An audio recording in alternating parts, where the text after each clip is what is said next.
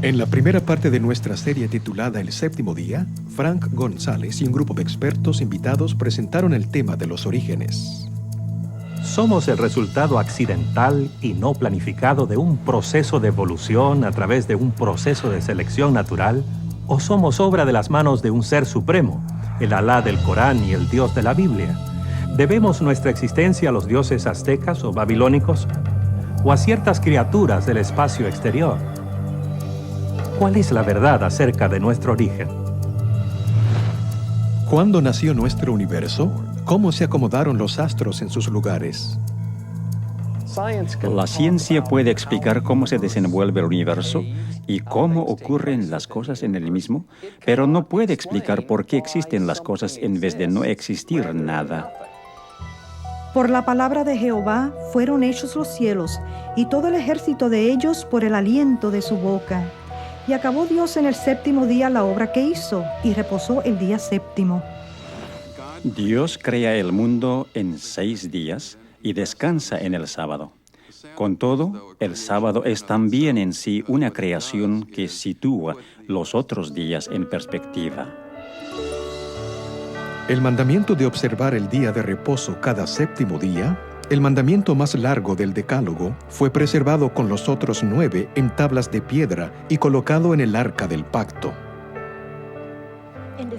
La gente hoy necesita hallar un santuario en el tiempo, lo cual es el sábado. En su encíclica Dies Domini, el Papa Juan Pablo II sugirió que el día de reposo nos recuerda que el universo y la historia le pertenecen a Dios.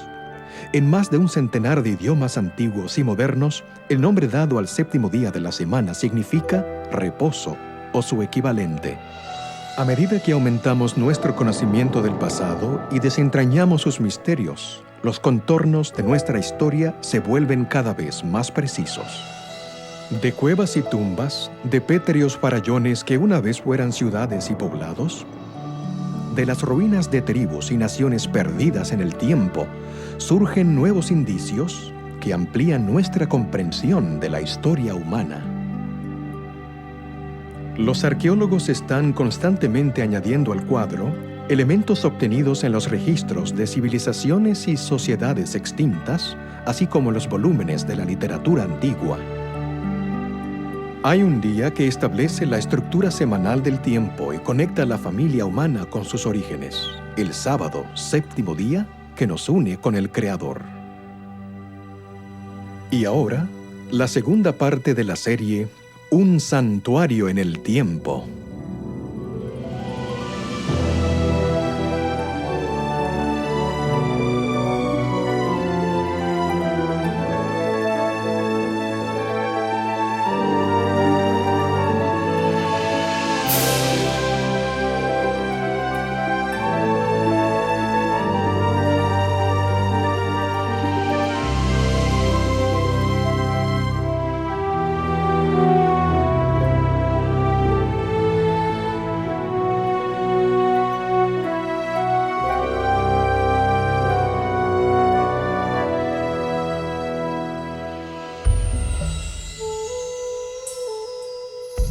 En la época en que Jesucristo caminaba entre los judíos, era su costumbre asistir los sábados a la sinagoga para adorar y enseñar. Los dirigentes lo vigilaban de continuo.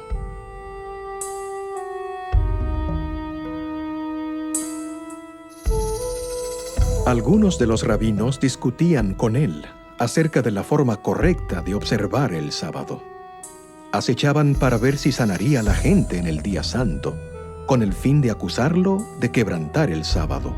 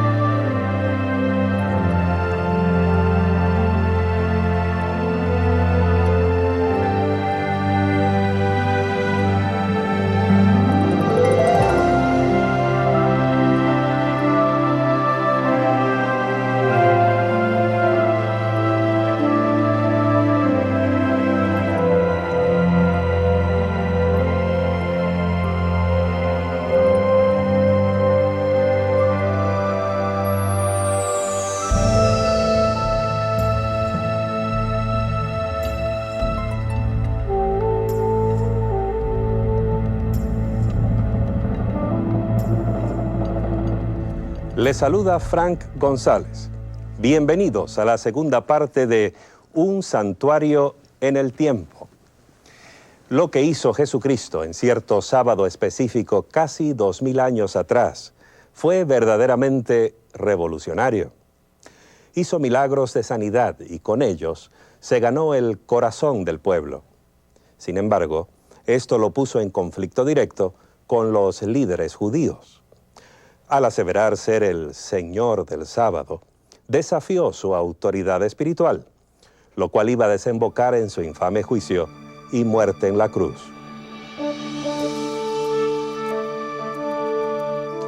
Jesús nació en Belén, un poblado insignificante de Judea, durante el reinado de César Augusto, el primer gran emperador romano. En esos tiempos, el Imperio Romano contenía dentro de sus fronteras docenas o hasta centenares de religiones y creencias, desde el zoroastrismo en Persia hasta los misterios griegos y el druidismo de los celtas ingleses. Las iniciaciones secretas y los ritos de fertilidad eran comunes, así como la creencia en la astrología. Los mismos romanos admiraban la religión y la cultura de Grecia. Adoptaron los dioses griegos y los mezclaron con sus propias religiones.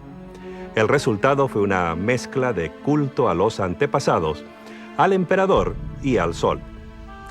Una religión dirigida no a un dios, sino a muchos.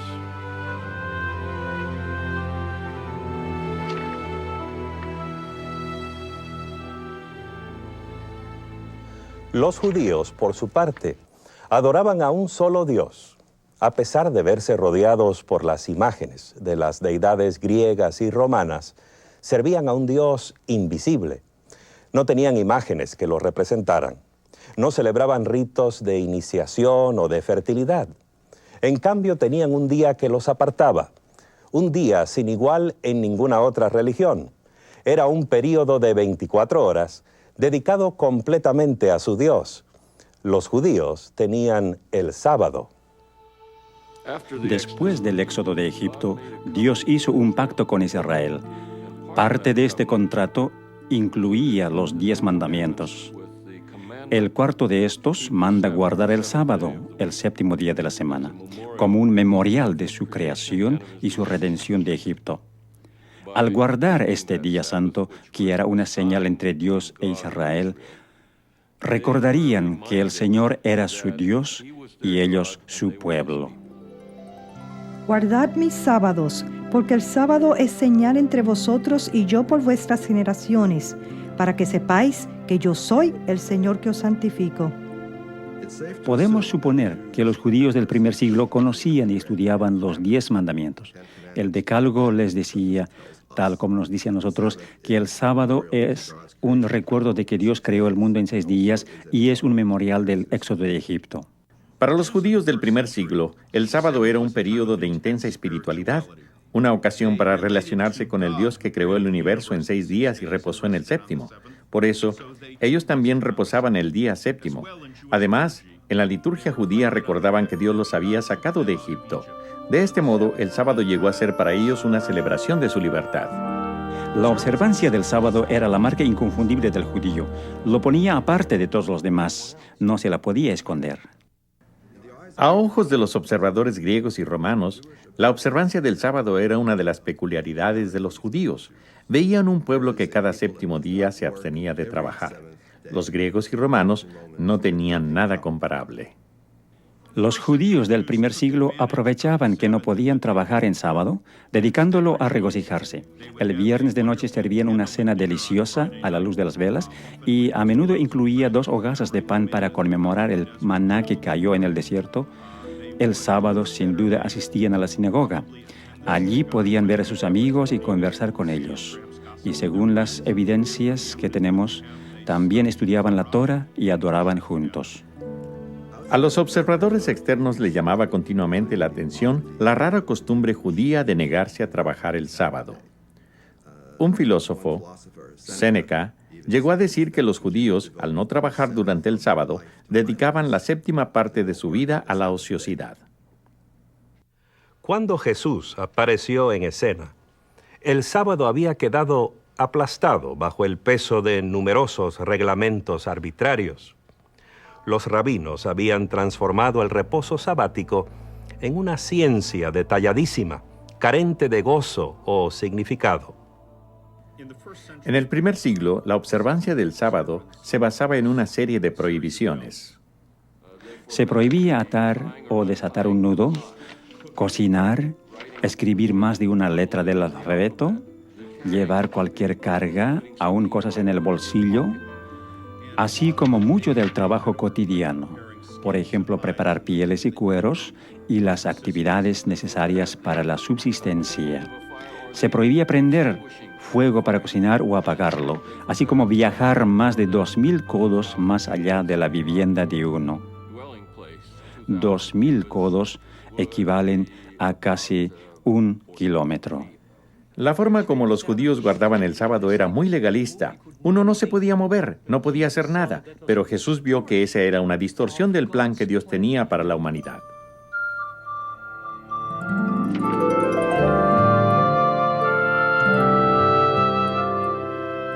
Al sanar al hombre de la mano seca, Jesús mostró el verdadero espíritu del sábado. Rechazó las reglas rabínicas. Guardó el sábado conforme a las antiguas escrituras hebreas, que hoy llamamos el Antiguo Testamento. Según el Evangelio de Lucas, Jesús tenía la costumbre de ir a la sinagoga y adorar en el día sábado. Guardaba el sábado, pero no según las reglas que habían establecido los fariseos. De hecho, dijo, el sábado fue hecho por causa del hombre y no el hombre por causa del sábado. Los fariseos, en cambio, decían que el sábado había sido hecho solo para Israel y que el propósito de Israel era exaltar el sábado, de modo que el Señor tuviera a alguien en el mundo que guardara el sábado. Al declarar Jesús que el sábado fue hecho para el hombre, enseñó un concepto radical y alarmante. Con razón provocó tan dura oposición de los líderes judíos.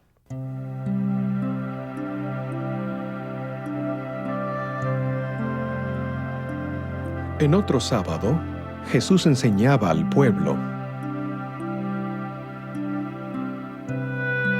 Había allí una mujer que había estado enferma, encorvada por 18 años. Jesús la llamó que se acercara a él.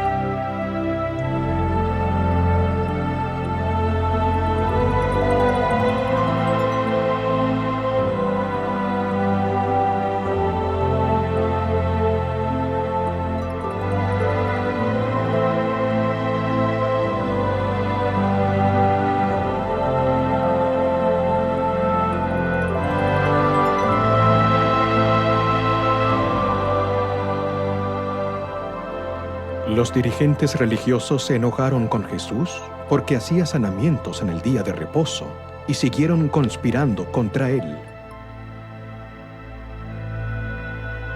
Para los líderes religiosos, esa conducta era un escándalo, en especial por quebrantar su regla del peligro mortal. La regla del peligro mortal decía que se podían hacer ciertas cosas en sábado solo en casos de vida o muerte.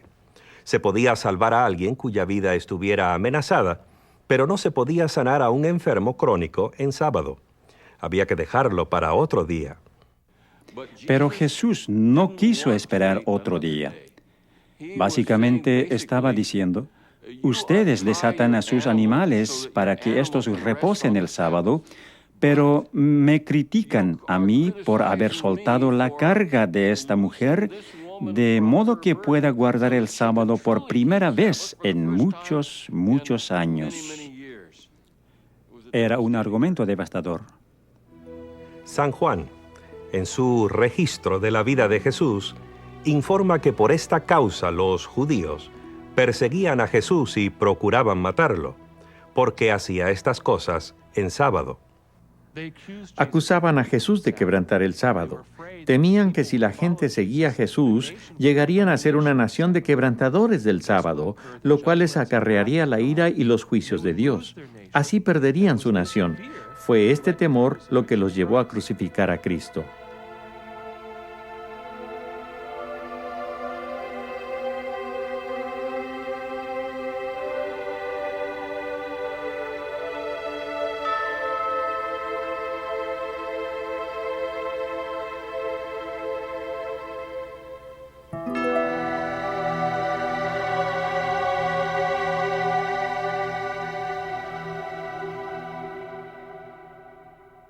Algunos han sugerido que el sábado del Decálogo perdió su significado con la vida y muerte de Jesús, que de algún modo el Salvador lo invalidó.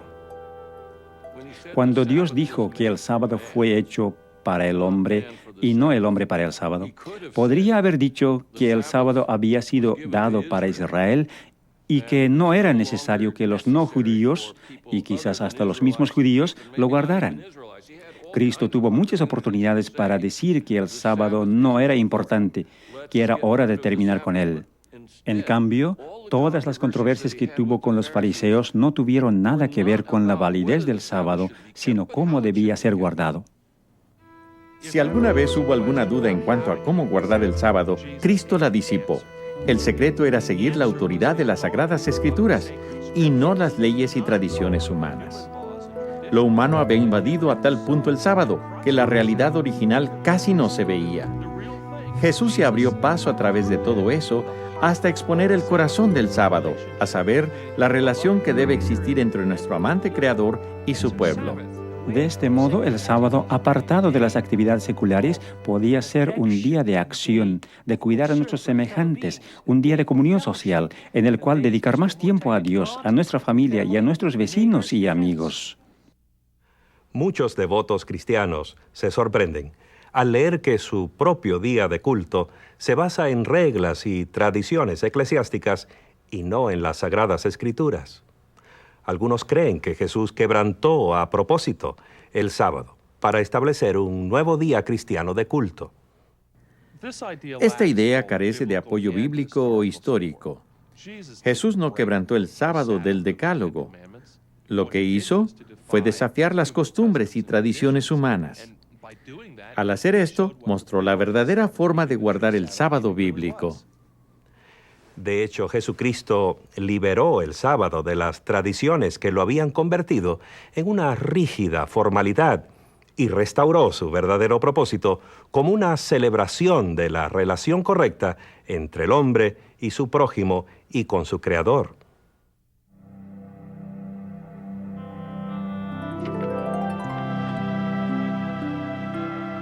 Cuando veáis en el lugar santo la abominación desoladora predicha por el profeta Daniel, entonces los que estén en Judea huyan a los montes. Orad que vuestra huida no sea en invierno ni en sábado. Con esas palabras, Jesús señaló una terrible predicción que hiciera el profeta Daniel en el Antiguo Testamento. Pero ¿por qué habría de decirles a los creyentes que oraran para que no tuvieran que escapar en sábado, a menos que esperara que todavía estuvieran guardando el sábado como día santo? En el año 69 de nuestra era, el Imperio Romano era muy inestable. A dicho año se lo llama el año de los 4 emperadores y los primeros 3 no murieron de causas naturales. Por eso los judíos pensaron que el momento era favorable para sacar partido de esa inestabilidad y promover su propia libertad de la opresión imperial. El general romano Vespasiano atacó la ciudad en un intento de ahogar la revuelta. Antes de completar la campaña, fue nombrado emperador el año 69 de nuestra era, y su hijo Tito, otro futuro emperador, tomó el mando como general del ejército. Tito le puso sitio a la ciudad y finalmente, en el año 70 después de Cristo, las fuerzas romanas penetraron las defensas, asolaron la ciudad y destruyeron completamente el templo. Eusebio, un historiador eclesiástico, informa que los cristianos de Jerusalén recordaron la advertencia y escaparon antes que la ciudad cayera en manos romanas. Este incidente muestra en forma evidente la intersección de la historia y la profecía. Conocemos las fechas y lugares. Jesús sabía y predijo cuándo iban a suceder estas cosas y que 40 años después de su muerte y resurrección, sus seguidores todavía estarían guardando el sábado.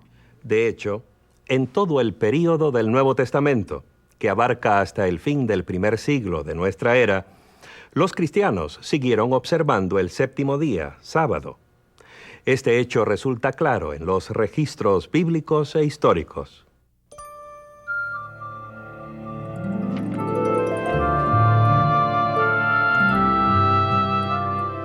Para los primeros cristianos, su relación con el judaísmo no era una interrupción, sino un progreso.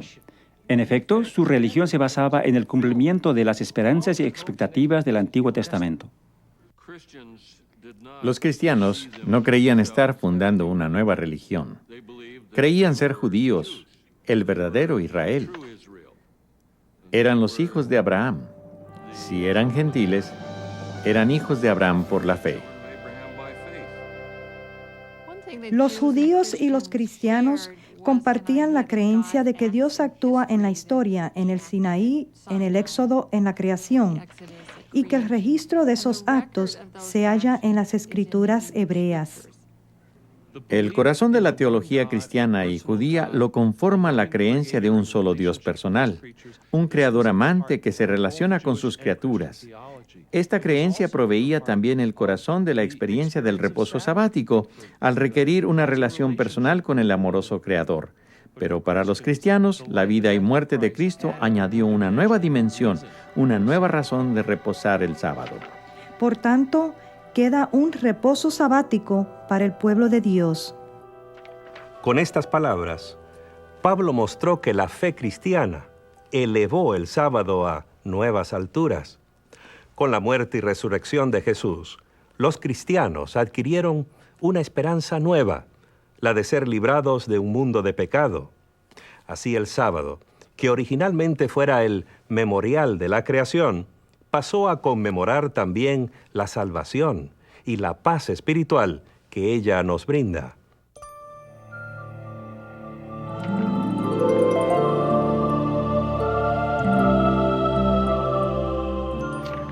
Esto plantea una pregunta interesante. Si los cristianos del primer siglo observaban el sábado del Antiguo Testamento, el séptimo día de la creación y el cuarto mandamiento, ¿por qué la mayoría de los cristianos observan hoy el domingo? ¿Cuándo se cambió el sábado por el domingo?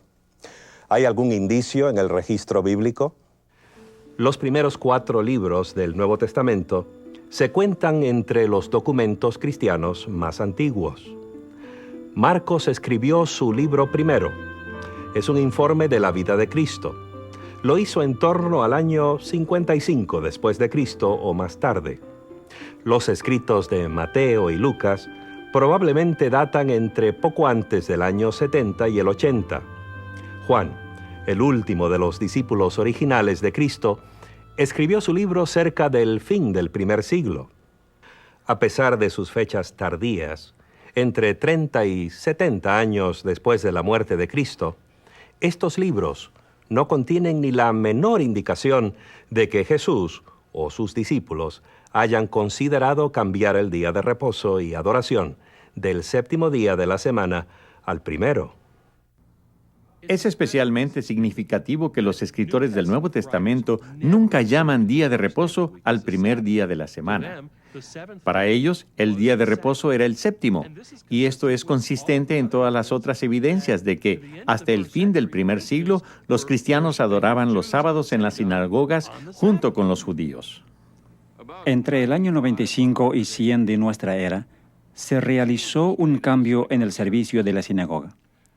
La parte central del servicio se conoce como la oración de pie, la amida, o las 18 bendiciones. Son 18 breves bendiciones de Dios u oraciones de gratitud. En días de semana se recitan las 18, en el sábado solo 7 de ellas. En la misma época se añadió una más, que en hebreos se conoce como la Birkot Hamanina, la bendición concerniente a los herejes, la cual en realidad no es una bendición. Que no haya esperanza para los apóstatas, que los dominios de maldad sean prontamente desarraigados en nuestros días, que los nazarenos y los herejes perezcan pronto y no sean inscritos junto con los justos. Bendito eres tú, el eterno nuestro Dios, que aplastas a los malvados. Revelaba quién era cristiano porque se le podía pedir a cualquiera para que dirigiera la recitación de esta plegaria. Y al final de cada bendición todos debían decir amén, y esto hizo que fuera sumamente incómodo, de hecho imposible, para los cristianos participar desde entonces en adelante en los servicios de la sinagoga dirigidos por los fariseos. La evidencia que provee esta oración de la sinagoga nos ayuda a enfocar el cuadro de los cristianos del primer siglo. Es claro que guardaban el sábado junto con sus hermanos judíos. Pero esta idea es una verdadera revelación para la mayoría de los cristianos de hoy. Y resulta inquietante comprobar que el prejuicio contra los judíos afectó profundamente el concepto que algunos cristianos tenían del sábado. En la literatura eclesiástica de los primeros cristianos se nota un gran deseo de separarse y distinguirse de los judíos. Como resultado, aparece en ella mucho antijudaísmo o antisemitismo.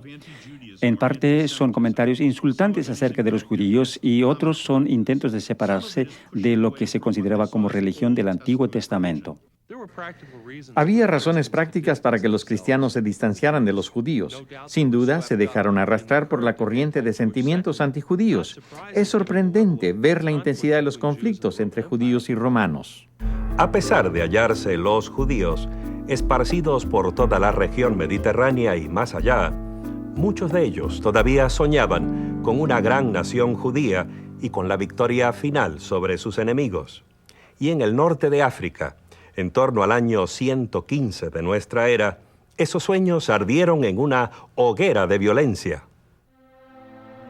Los judíos de la región de Cirene habían puesto a la cabeza de ellos a un cierto Andrés, y estaban destruyendo tanto a los romanos como a los griegos. A muchos los aserraron partiéndolos en dos, desde la cabeza hacia abajo. A otros los echaron a las bestias salvajes, y a otros aún les obligaron a luchar como gladiadores. En total, perecieron 220,000 personas. En Egipto también perpetraron ultrajes semejantes, y en Chipre, Diocasio. Pocos años más tarde, en el 132, la oposición judía a la autoridad imperial encendió otra violenta revuelta, esta vez en Jerusalén. Nuestras antiguas fuentes nos dan dos razones para explicar la insurrección de Bar Kokhba. Primero, el emperador Adriano prohibió la circuncisión. Los judíos ya no podían cumplir este rito. Segundo, el mismo emperador decidió reconstruir Jerusalén como una ciudad pagana, la ciudad Ilia Capitolina. Por fin, las fuerzas imperiales aplastaron la rebelión el año 135. Adriano les prohibió a los judíos entrar a Jerusalén, así como la observancia del sábado y otros ritos religiosos. A través del Imperio Romano había un fuerte sentimiento antisemítico. Los judíos eran el enemigo. Los cristianos no querían ser asociados con ellos y ser así considerados también enemigos. Fácilmente podían dejar de lado la observancia del sábado, que era una marca de judaísmo. ¿Dónde, pues, y cuándo comenzaron los cristianos a observar un día distinto de culto? Las páginas perdidas de la historia nos llevan en una dirección sorprendente.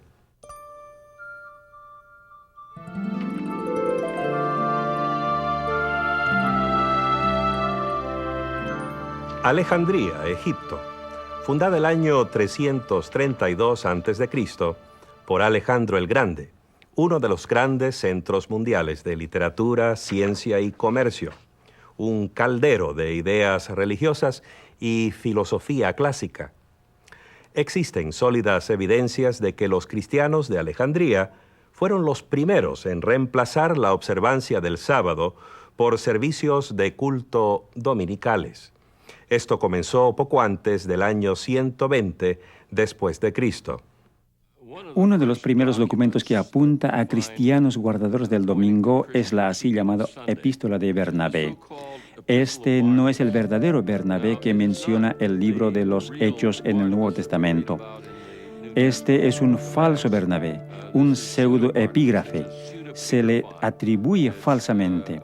Fue escrito aparentemente por alguien de Alejandría, en Egipto, donde existía la costumbre de espiritualizarlo todo.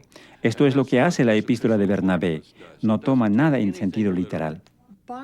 Bernabé cree que las escrituras hebreas son un don para los que verdaderamente las comprenden, pero cree que los que las comprenden no las toman en sentido literal, sino metafórico o espiritual.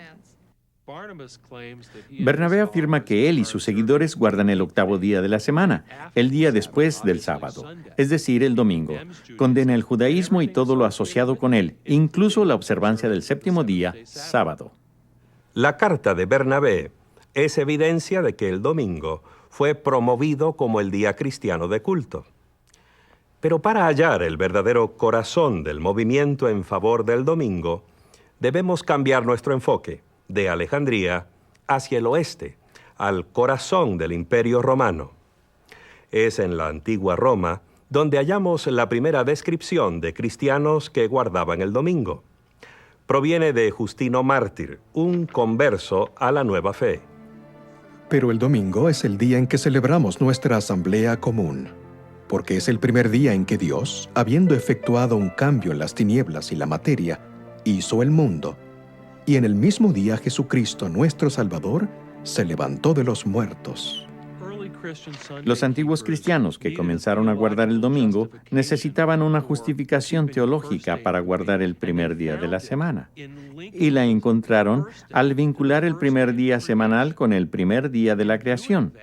Al hacer esto, estaban negando la autoridad de Cristo, quien se declaró a sí mismo Señor del sábado, el séptimo día de la creación.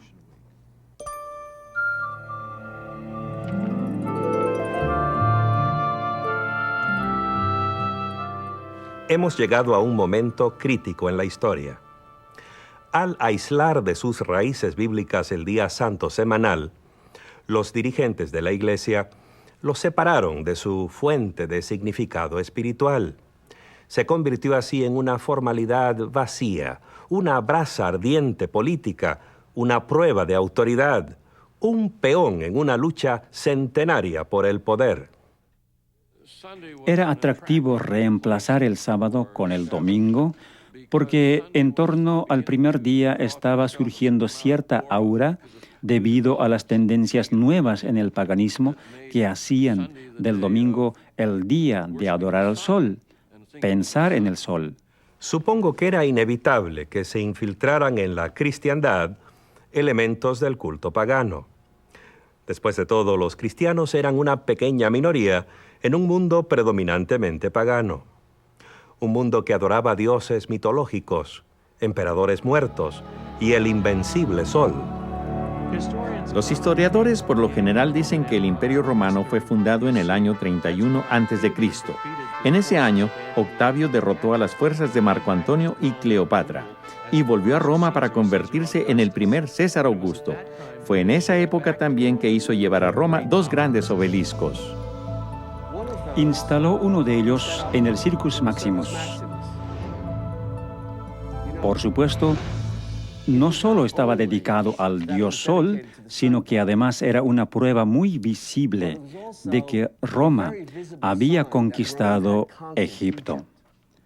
La dedicatoria decía: César Augusto dedica esto como una ofrenda al Sol.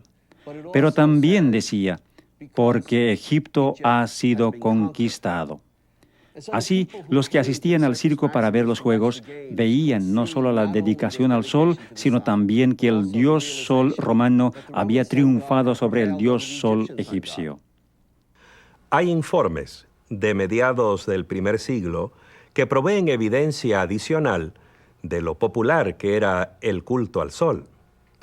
Nerón, el notorio emperador, comisionó a un escultor para que creara una estatua de casi 35 metros de altura, con su propia cabeza esculpida al estilo del dios Sol. Cuando Vespasiano construyó su gran anfiteatro, que hoy conocemos como el Coliseo, tomó ese enorme coloso, así llamaban antiguamente a las estatuas, que representaba a Nerón. Le cambió las facciones y lo dedicó al dios Sol. El emperador Heliogábalo era tan devoto de su dios Sol oriental que tomó el nombre de la deidad. Llevó su dios en la forma de un meteorito negro desde Siria hasta Roma y adoptó un estilo de vida oriental. Así pues, la moda oriental, las orgías orientales y la conducta oriental de Heliogábalo lo llevaron a la ruina en 4 años. A pesar de que su dios fue devuelto porque la piedra negra fue enviada de nuevo a Siria, la adoración al sol continuó. El antiguo historiador Plutarco informa que el general romano Pompeyo debió ir al Mediterráneo oriental para castigar a los piratas que atacaban a los barcos mercantes. Esto fue alrededor del año 50 a.C. Derrotó a los piratas, los capturó y los llevó consigo a Roma. Sucede que los piratas eran adoradores de Mitras, el dios Sol, y de esos piratas se popularizó la adoración a Mitras en Roma, especialmente entre los militares. Pienso que a los militares romanos, Mitras les parecería una divinidad especialmente atractiva. Mitras era guerrero, que luchaba del lado de las fuerzas del bien. Era una religión jerárquica, en la cual se podía progresar de grado a grado. Había 7 grados en el mitraísmo, situación semejante a la de un ejército. Y en tercer lugar, era una religión de hermandad y comunión. Se reunían no solo para adorar a su Dios, sino para comer juntos. Se comenta acerca de soldados romanos que han vuelto del oriente, que oran al amanecer de cara al sol naciente. En torno a este periodo vemos que se empieza a mencionar en Roma al Deus Sol Invictus, es decir, al dios Sol invencible.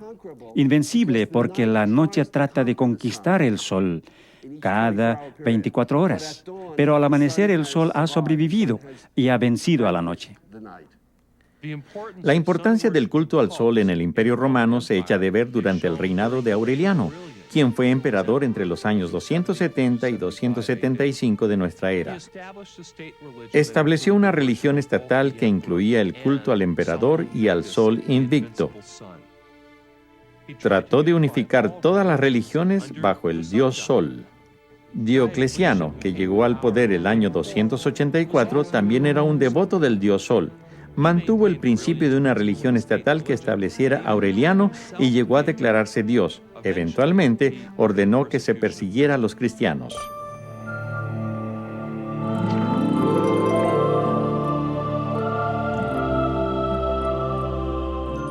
A ciertos dirigentes cristianos les pareció buena idea aprovecharse de la popularidad del domingo.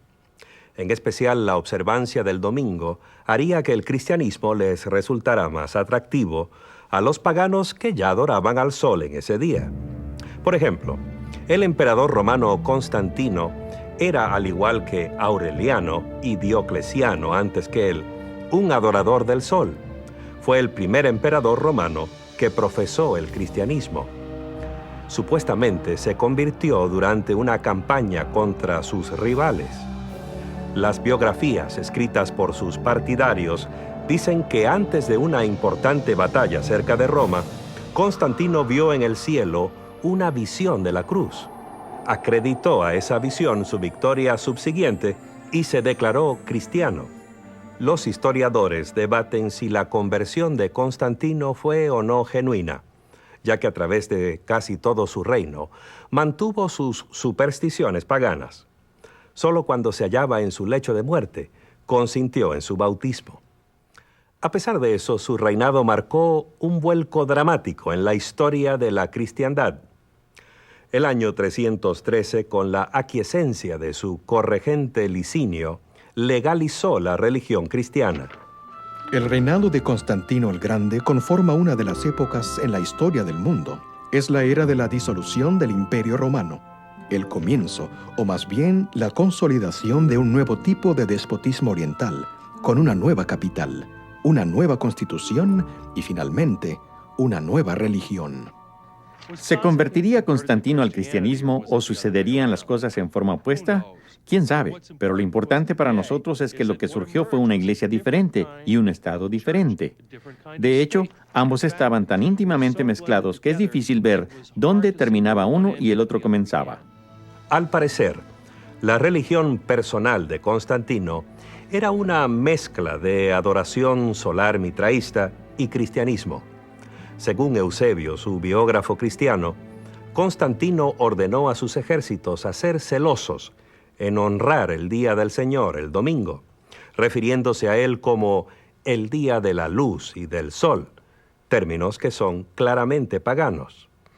Veamos un pasaje de su famosa ley dominical del año 321. En el venerable día del sol, los magistrados y el pueblo que reside en las ciudades deben descansar, y todos los lugares de trabajo deben estar cerrados. En el campo, sin embargo, los individuos ocupados en la agricultura pueden continuar libre y legalmente sus ocupaciones. La primera ley que requería que la gente celebrara y descansara en domingo es la que promulgó el emperador Constantino en el año 321. Y lo hizo sin referencia alguna a la teología o a las ideas de los cristianos. Dice que se abstengan de trabajar en el venerable día del sol, lo cual alude al hecho de que el sol se iba convirtiendo cada vez más en un objeto de culto. De este modo, la primera ley que exigía que la gente guardara el domingo no tenía absolutamente nada de sabor cristiano. Si bien Constantino promovió el cristianismo y construyó muchas iglesias cristianas, por otra parte cerró muy pocos templos paganos, y tenemos un calendario romano del año 354, fecha que cae unos 17 años después de la muerte de él, que muestra 4 distintos festivales anuales dedicados al sol. Muestra así que el dios Sol sobrevivió. No solo la muerte de Constantino, sino también los reinados de sus sucesores inmediatos.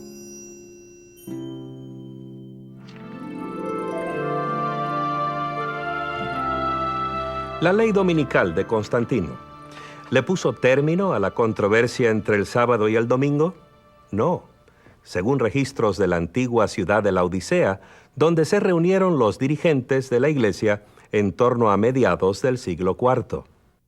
El concilio eclesiástico de la Odisea trató específicamente de si había que leerse las escrituras en los servicios del sábado y qué pasajes debían escogerse. Léanse en el sábado los evangelios y las otras escrituras.